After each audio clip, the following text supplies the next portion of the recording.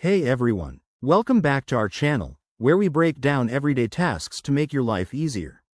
Today, we're diving into how to open a Synchrony Bank account. Synchrony Bank is a popular online bank known for its high-yield savings accounts, CDs, and credit cards with competitive rates. Whether you're saving for a big purchase or building your credit, opening an account here can be a smart move. Let's get started with the step-by-step process, which is straightforward and can often be completed in just 5 to 10 minutes from the comfort of your home. First things first, you'll need to meet some basic eligibility requirements.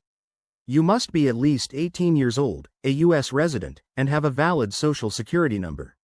Once you're ready, head over to the Synchrony Bank website or download their mobile app. It's user-friendly and secure. Step 1. Choose your account type. Synchrony offers various options like high-yield savings, money market accounts, or credit cards. Pick the one that fits your needs. Step 2. Click on Open an Account and start the application. You'll be asked to provide personal information such as your name, address, date of birth, and contact details. Step 3. Verify your identity. This is crucial for security, so have your driver's license, passport, or other ID ready. You might need to answer a few questions or upload documents. Step 4. Fund your new account. Link an external bank account or use a debit card to make an initial deposit.